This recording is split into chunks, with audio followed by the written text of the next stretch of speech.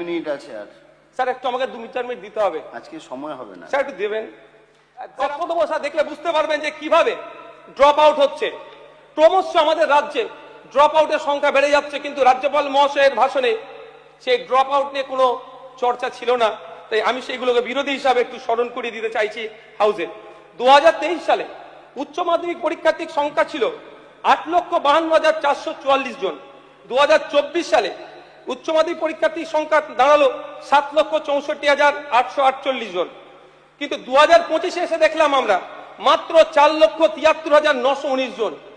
এক লপ্তে এক বছরের মধ্যে প্রায় 3 লক্ষ পরীক্ষার্থী পশ্চিমবাংলায় কমে গেল।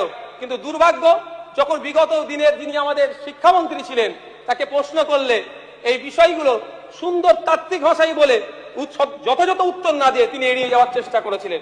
আমি আশা করব গভর্নর স্পিচে অ্যাড্রেসে এটা ওঠেনি, আগামী দিনে আমাদেরকে এটা নিয়ে ভাবতে হবে কোন পদ্ধতিতে গেলে এই ড্রপ আউটের সমস্যার সমাধান হতে পারে। স্যার আরেকটা তথ্য দিচ্ছি, 20 নম্বর পয়েন্টে স্যার বলেছে মিড ডে মিলের কথা। গতদিন বাজেটে মিড ডে মিলের বরাদ্দ বেড়েছে, এটাকে স্বাগত জানাচ্ছি। তবে মিড ডে মিল কারা প্রদান করবে এটা নিয়ে বিতর্ক আছে, কারণ আমরা তৃতীয় বিশ্বের আমরা মানুষ, আমাদের কাছে হেভি ফুড হচ্ছে ডিম। 1 মিনিট আছে আর স্যার একটু আমাকে 2-4 মিনিট দিতে হবে, আজকে সময় হবে না। স্যার একটু দেবেন। স্যার আমরা তৃতীয় বিশ্বে, আমাদের হেভি ফুড হচ্ছে ডিম, কিন্তু ইসকনের মাধ্যমে যে পরিবেশনের কথা বলা হয়েছে, আমি যতটুকু জানি ইসকন সম্পূর্ণরূপে তারা শাকাহারী। সেক্ষেত্রে তাহলে আমাদের বাড়ির যে ছেলে মেয়েগুলো ওখান থেকে গিয়ে ফিড পেত, অর্থাৎ মিড ডে মিল পেত, তার ক্ষেত্রে কোনো বাধ্যবাধকতা না হয়ে দাঁড়ায়, এটাও স্যার প্রশ্ন থেকে যাচ্ছে। স্যার রাজ্যপাল মহাশয়ের বক্তব্যের মধ্যে একটা বিষয় অদ্ভুতভাবে খুঁজে পেলাম না, এসআইআর। এই মুহূর্তে প্রায় 27 লক্ষ বৈধ ভোটার যারা শুধুমাত্র আন্ডার অ্যাডজুডিকেশন থাকার পরে ডিলিট হয়েছে, যারা 54 লক্ষ গিয়েছে সেগুলো নিয়ে কোনো প্রশ্ন নয়, কিন্তু যারা বৈধ কাগজপত্র থাকার পরও যাদের নাম ডিলিট হয়েছে এখনো পর্যন্ত তাদের রাজ্য কি ভাবছে, তাদের দ্রুততার সাথে ফাস্ট ট্র্যাকের মাধ্যমে শুনানি করে যারা যারা কাগজপত্র সাবমিট করতে পারবে না তাদের জন্য আমাদের কোনো প্রশ্ন নাই, কিন্তু যাদের থাকার পরেও তাদের যারা আজকে আতঙ্কের মধ্যে আছে সেই আতঙ্ক নিরসনের কোনো শব্দ খুঁজে পেলাম না। স্যার রাজ্যপাল ভাষণে 10 নম্বর পয়েন্টে নীতি নির্ধারণ,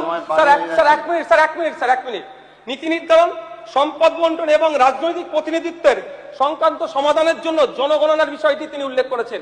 অবশ্যই এটাকে স্বাগত জানাই, কিন্তু এটা সুস্পষ্টভাবে সামঞ্জস্যতা বজায় রেখে যদি করতে হয় জাত ভিত্তিক জনগণনা প্রয়োজন আছে। শুধুমাত্র জনগণনা দিয়ে এই সমস্যার সমাধান হবে না। পরিশেষে বলবো স্যার, আমি 36টি এবং আরো 30টি টোটাল 66টি যে সংশোধনী এসছে সেই সংশোধনীগুলোকে এই রাজ্যপাল ভাষণের মধ্যে ইনক্লুড করা হোক, এই আশা রেখে আমি আমার বক্তব্য শেষ করছি। ধন্যবাদ স্যার। ধন্যবাদ। এবার মাননীয় সদস্য শ্রী কৌস্তব বাগচি।